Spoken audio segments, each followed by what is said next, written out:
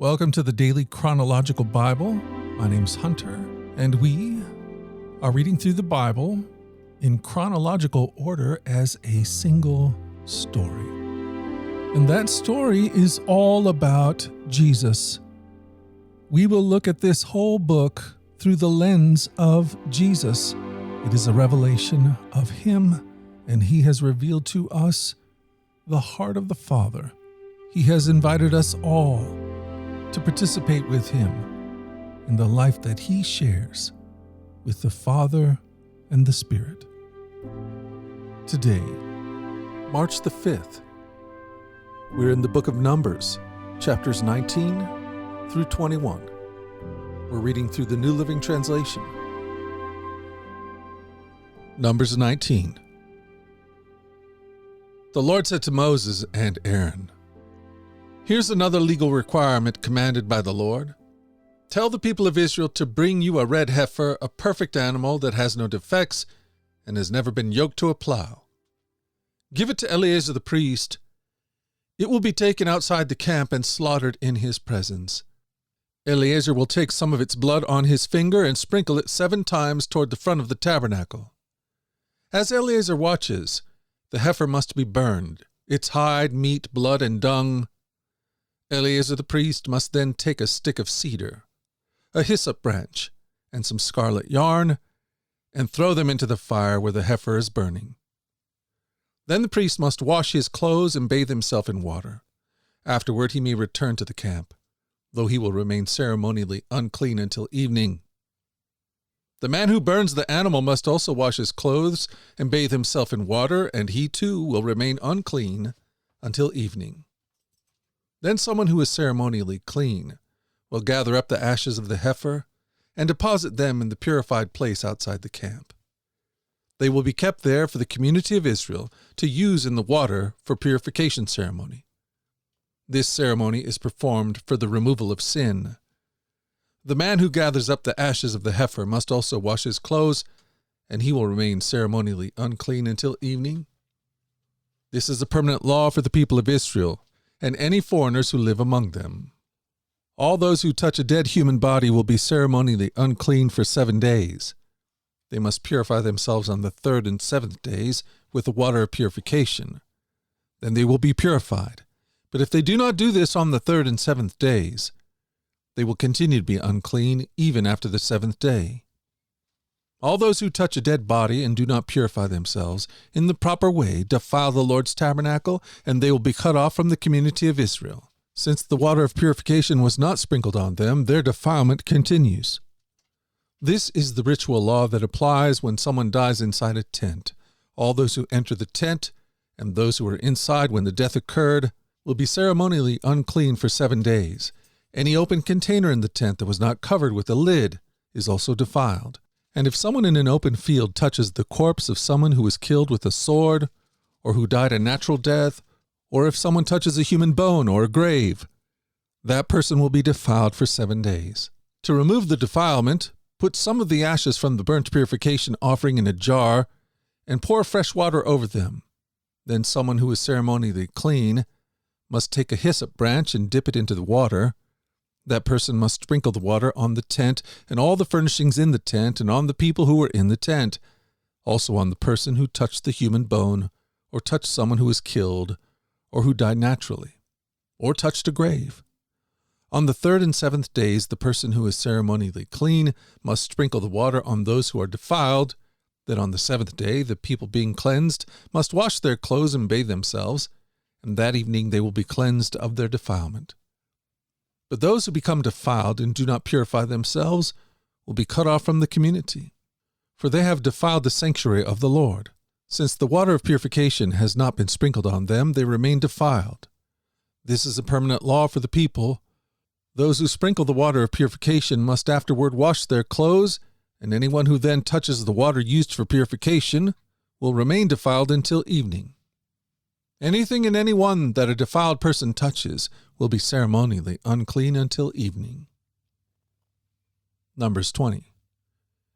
In the 1st month of the year, the whole community of Israel arrived in the wilderness of Zin and camped at Kadesh.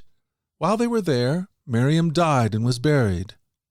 There was no water for the people to drink at that place, so they rebelled against Moses and Aaron. The people blamed Moses and said, "If only we had died in the Lord's presence with our brothers. Why have you brought the congregation of the Lord's people into this wilderness to die, along with all our livestock? Why did you make us leave Egypt and bring us here to this terrible place? This land has no grain, no figs, no grapes, no pomegranates, and no water to drink." Moses and Aaron turned away from the people and went to the entrance of the tabernacle, where they fell face down on the ground. Then the glorious presence of the Lord appeared to them.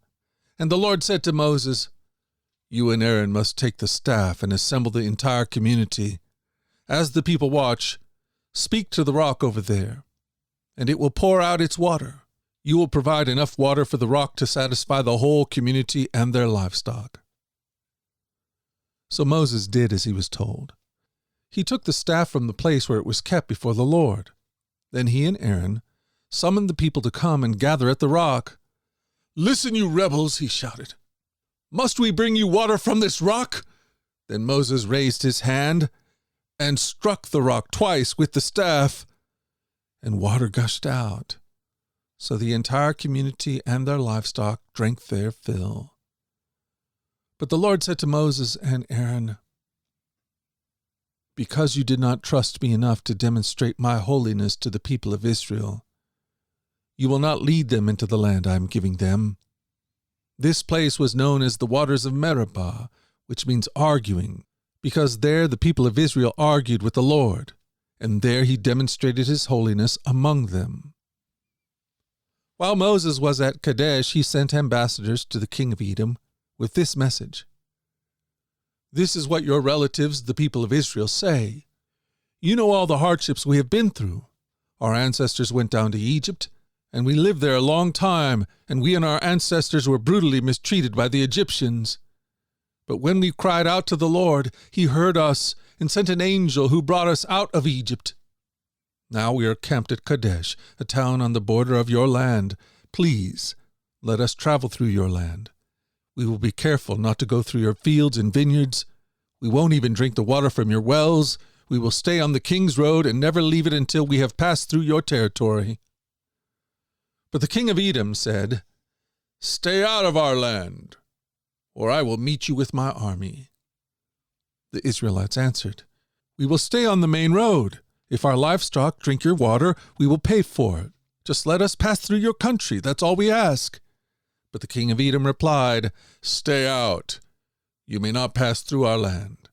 With that, he mobilized his army and marched out against them with an imposing force. Because Edom refused to allow Israel to pass through their country, Israel was forced to turn around.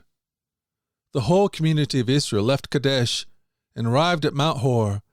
There, on the border of the land of Edom, the Lord said to Moses and Aaron, "The time has come for Aaron to join his ancestors in death. He will not enter the land I am giving the people of Israel, because the two of you rebelled against my instructions concerning the water at Meribah. Now take Aaron and his son Eleazar up Mount Hor. There you will remove Aaron's priestly garments and put them on Eleazar his son. Aaron will die there and join his ancestors." So Moses did as the Lord commanded. The three of them went up Mount Hor together as the whole community watched. At the summit, Moses removed the priestly garments from Aaron and put them on Eleazar, Aaron's son. Then Aaron died there on the top of the mountain, and Moses and Eleazar went back down. When the people realized that Aaron had died, all Israel mourned for him for 30 days. Numbers 21. The Canaanite king of Arad, who lived in the Negev, heard that the Israelites were on the road approaching him through Athraim. So he attacked the Israelites and took some of them as prisoners. Then the people of Israel made this vow to the Lord: "If you will hand these people over to us, we will completely destroy all their towns." The Lord heard the Israelites' requests and gave them victory over the Canaanites. The Israelites completely destroyed them and their towns, and the place has been called Hormah ever since. Then the people of Israel set out from Mount Hor, taking the road to the Red Sea to go around the land of Edom. But the people grew impatient with the long journey, and they began to speak against God and Moses. "Why have you brought us out of Egypt to die here in the wilderness?" they complained. "There's nothing to eat here, nothing to drink, and we hate this horrible manna." So the Lord sent poisonous snakes among the people, and many were bitten and died. Then the people came to Moses and cried out, "We have sinned by speaking against the Lord and against you. Pray that the Lord will take away the snakes." So Moses prayed for the people. Then the Lord told him, "Make a replica of a poisonous snake and attach it to a pole. All who are bitten will live if they simply look at it." So Moses made a snake out of bronze and attached it to a pole. Then anyone who was bitten by a snake could look at the bronze snake and be healed. The Israelites traveled next to Oboth and camped there. Then they went on to Ai Abarim, in the wilderness on the eastern border of Moab. From there they traveled to the valley of Zered Brook and set up camp. Then they moved out and camped on the far side of the Arnon River in the wilderness adjacent to the territory of the Amorites. The Arnon is the boundary line between the Moabites and the Amorites. For this reason, the book of the Wars of the Lord speaks of the towns of Waheb in the area of Suphah, and the ravines of the Arnon River, and the ravines that extend as far as the settlements of Ar, on the border of Moab. From there the Israelites traveled to Beer, which is the well where the Lord said to Moses, "Assemble the people, and I will give them water." There the Israelites sang this song. "Spring up, O well! Yes, sing its praises. Sing of this well which princes dug, which great leaders hollowed out with their scepters and staffs." Then the Israelites left the wilderness and proceeded on through Mattanah, Nahalel, and Behemoth. After that they went on to the valley of Moab, where Pisgah Peak overlooks the wasteland. The Israelites sent ambassadors to King Sihon of the Amorites with this message: "Let us travel through your land. We will be careful not to go through your fields and vineyards. We won't even drink water from your wells. We will stay on the king's road until we have passed through your territory." But King Sihon refused to let them cross his territory. Instead, he mobilized his entire army and attacked Israel in the wilderness, engaging them in the battle of Jahaz. But the Israelites slaughtered them with their swords and occupied their land from the Arnon River to the Jabbok River. They went only as far as the Ammonite border, because the border of the Ammonites was fortified. So Israel captured all the towns of the Amorites and settled in them, including the city of Heshbon and its surrounding villages. Heshbon had been the capital of King Sihon of the Amorites. He had defeated a former Moabite king and seized all his land as far as the Arnon River. Therefore the ancient poets wrote this about him: "Come to Heshbon and let it be rebuilt. Let the city of Sihon be restored. A fire flamed forth from Heshbon, a blaze from the city of Sihon. It burned the city of Ar in Moab. It destroyed the rulers of the Arnon heights. What sorrow awaits you, O people of Moab! You are finished, O worshippers of Chemosh! Chemosh has left his sons as refugees, his daughters as captives of Sihon, the Amorite king. We have utterly destroyed them from Heshbon to Dibon. We have completely wiped them out as far away as Nephoah and Medeba." So the Israelite people occupied the territory of the Amorites. After Moses sent men to explore the Gezer area, they captured all the towns in the region and drove out the Amorites who lived there. Then they turned and marched up the road to Bashan, but King Og of Bashan and all his people attacked them at Edrei. The Lord said to Moses, "Do not be afraid of him, for I have handed him over to you, along with all his people and his land. Do the same to him as you did to King Sihon of the Amorites who ruled in Heshbon." And Israel killed King Og, his sons, and all his subjects. Not a single survivor remained. Then Israel occupied their land.